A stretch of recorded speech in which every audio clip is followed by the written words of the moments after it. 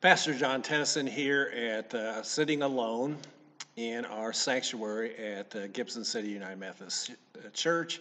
And I'm alone because we're in our seventh week of shelter in place. And like many of you, I am tired, I'm weary of not being able to gather with friends, whether it be at a restaurant or a public place such as a park or just going to a movie together or church or going to a barber or beauty salon. Uh, and we are so ready to gather together. But for some of you, it's even more painful because you own a business and you can't open it, or you're unemployed and you don't know when things are going to change. And we don't like uncertainty. We're certainly living in uncertain times. So, where do we find a strength beyond ourselves? Well, it's in a word, a life that we call faith.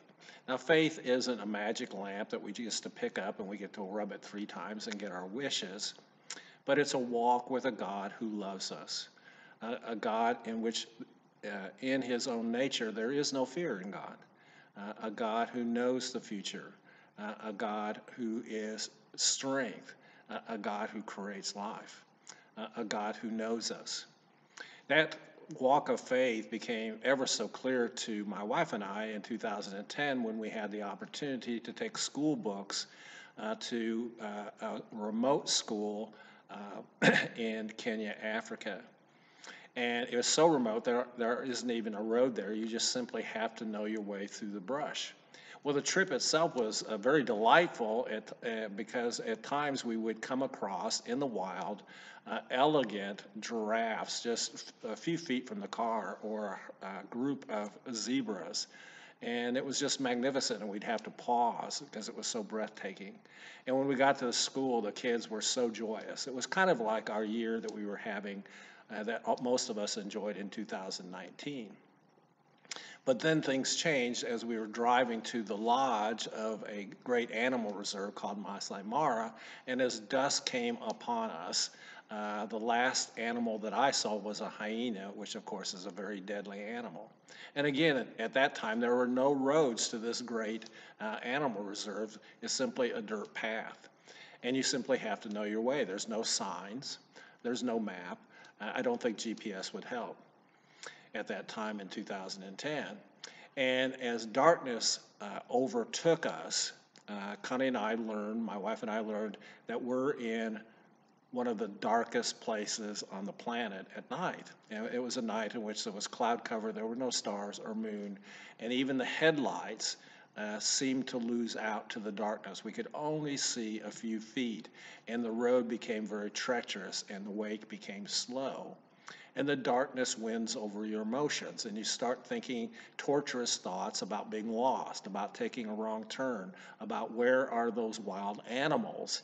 They could be just a few feet from the car because lions and hyenas are nocturnal. And the terrain had these thorns, brush all over the place. It had thorns that were 3 to 5 inches.